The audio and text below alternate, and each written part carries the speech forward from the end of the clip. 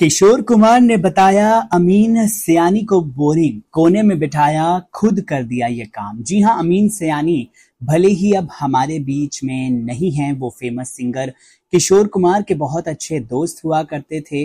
लेकिन चलिए आपको एक बड़ा ही दिलचस्प किस्सा बताते हैं। किशोर कुमार भी देखिए वैसे तो इस दुनिया को अलविदा कहकर जा चुके हैं, लेकिन उनके गीत, उनके गाए हुए गाने आज भी उतने ही ज्यादा फेमस हैं, आज भी उतने ही ज्यादा चर्चाओं में बने हुए हैं जितने कि शायद पहले हुआ करते थे। रेडियो के किंग कहे जाने वाले अमीन सयानी हमारे बीच में आज नहीं हैं। उनके गीत माला प्रोग्राम के चहेते ही नहीं बल्कि तमाम फिल्म इंडस्ट्री के सितारे भी उनके जाने से काफी गमजदा हुए थे। साथ ही उनसे जुड़ी हुई बातें और किस्से भी देखिए काफी सारे हैं। चलिए उनमें से एक किशोर कुमार से जुड़ा हुआ आपको बताते हैं। सबके चहेते अमीन सयानी को एक बार किशोर कुमार ने काफी बोरिंग कह दिया था। आप देखिए ऐसा कब हुआ, क्यों हुआ, चलिए आपको इस बारे में बताते हैं। बात उन दिनों की है जब किशोर कुमार बहुत ही ज्यादा फेमस हो गए थे। हालांकि उससे पहले ही अमीन सयानी और किशोरदा अच्छे दोस्त बन गए थे। साल 1952 में अमीन सयानी साहब अपने शो के लिए एक इंटरव्यू तैयार कर रहे थे। सिंगर्स से जुड़े इस इंटरव्यू के लिए वो किशोरदा से बात करना चाहते थे, मगर बहुत ट्राई करने के बाद वो उनसे ना मिल सके तो एक दिन खुद ही टेप रिकॉर्डर उठाकर स्टूडियो पहुंच गए। लेकिन यहाँ गेट पर ही प्रोड्यूसर ने उनको रोक लिया। तब उन्होंने कहा कि किशोरदा ने ऐसा करने को कहा है, साथ ही कहा है कि तभी स्टूडियो में आएंगे जब अमीन सयानी यहाँ से चले जाएंगे। ये सुनकर अमीन सयानी गुस्से से काफी ज्यादा लाल हो गए और वहां से चले गए। फिर बहुत दिनों के बाद किशोरदा से बात नहीं हुई। 1974 में जब किशोर कुमार अपनी मूवी बढ़ती का नाम दाढ़ी को प्रमोट कर रहे थे तो फिर से अमीन सयानी को उनका इंटरव्यू करने का मौका मिला। स्टूडियो में आने से पहले ही अमीन साहब ने दो पहलवानों को दिखाकर कहा कि अगर वो इंटरव्यू नहीं देंगे तो वो पहलवान उन्हें बहुत ज्यादा मारेंगे। किशोरदा उन्हें बोर पीपल कहकर स्टूडियो में चले गए और कहा कि हम अपना इंटरव्यू खुद करेंगे। किशोरदा ने अंदर जाते हुए ये भी कहा कि कोने में बैठे हम अपना इंटरव्यू खुद कर लेंगे। प्रोग्राम शुरू हुआ। किशोरदा ने इंटरव्यू की कमान खुद ही के हाथ में ले ली, अपना कोर्ट मार्शल खुद ही किया। अमीन सयानी उन्हें कोने में बैठते देखते रहे। अमीन सयानी ने खुद इस किस्से के बारे में एक इंटरव्यू में जिक्र किया था। तब उन्होंने किशोर साहब को याद करते हुए कहा था कि यह उस दौर का सबसे ज्यादा बेस्ट इंटरव्यू हुआ था जिसे कई बार रेडियो पर सुनाया गया और आज भी फैंस इस इंटरव्यू के बारे में सुनना चाहते हैं, इस इंटरव्यू को आज भी पसंद करते हैं। इस वीडियो को लेकर क्या है आपकी राय, कमेंट सेक्शन में जरूर बताइए। करोड़पति खानदान की लड़की से इश्क कर बैठे थे मुकेश, शादी पर हुआ था खूब बवाल और फिर हुआ वो जिसे सुनकर आप हो जाएंगे हैरान।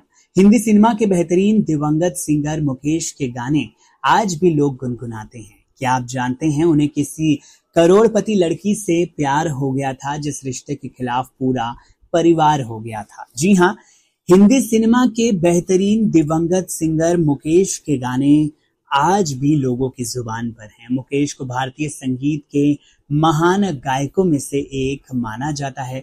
मुकेश का पूरा नाम मुकेश चंद्र माथुर था। उन्होंने अपने करियर में कई हिट गाने गाए और भारतीय सिनेमा के स्वर्णिम युग का हिस्सा बने। वो एक मध्यम वर्गीय परिवार से ताल्लुक रखते थे और उनके परिवार में संगीत का कोई विशेष प्रभाव नहीं था। हालांकि मुकेश को बचपन से ही संगीत का शौक था।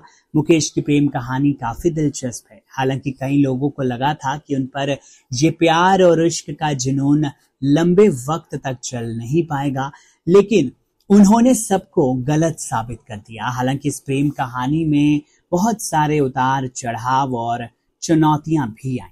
मुकेश की मुलाकात सरला त्रिवेदी रायचंद से हुई जिन्हें वो बहुत प्यार करने लगे थे। सरला बहुत ही संपन्न और प्रतिष्ठित परिवार से ताल्लुक रखती थी। उनकी ये मुलाकात जल्दी ही प्रेम में बदल गई और दोनों एक दूसरे को दिल दे बैठे थे।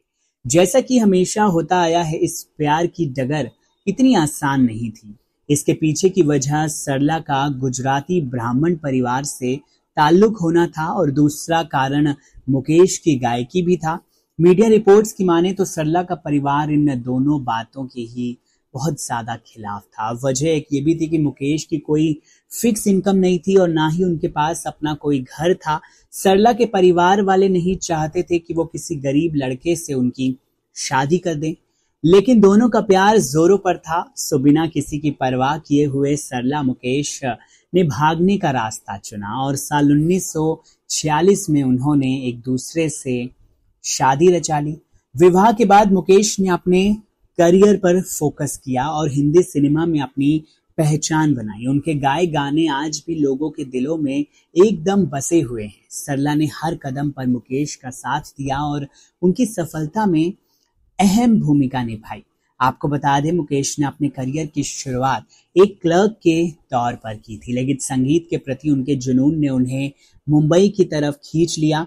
यहाँ उन्होंने फिल्म इंडस्ट्री में अपनी पहचान बनाने की कोशिशें जारी रखी और कहीं ना कहीं वो अपनी कोशिशों में कामयाब भी होते हुए नजर आए।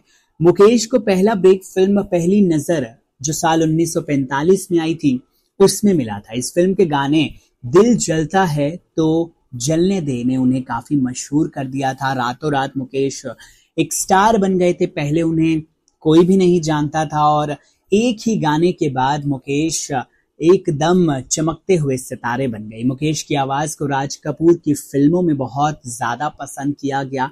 उन्होंने राज कपूर के लिए कई हिट गाने भी गाए, जिनमें आवारा हूं, मेरा जूता है जापानी, सजन रे झूठ मत बोलो जैसे कई सुपर डुपर हिट ब्लॉकबस्टर गाने मौजूद हैं। मुकेश की आवाज की विशेषता थी कि उनकी गहरी और भावपूर्ण गायकी से सभी इंप्रेस हो जाते थे। वो दुख भरे और रोमांटिक गानों के लिए काफी ज्यादा फेमस थे। उनकी गायकी में एक सादगी और सच्चाई भी थी जो सीधे लोगों के दिलों तक पहुंच जाती थी। और मुकेश की यही दिलचस्प किस्से, मुकेश की यही दिलचस्प बातें उन्हें बहुत ज्यादा खास बना दिया करती थी। बहरहाल इस वीडियो को लेकर और मुकेश की लव स्टोरी को लेकर आप क्या कहेंगे कमेंट सेक्शन में जरूर बताइए। अगर आपको ये वीडियो अच्छा लगा हो तो इसे लाइक कीजिए, शेयर कीजिए और साथ ही साथ चैनल को सब्सक्राइब करना बिल्कुल भी ना भूलें। नमस्कार।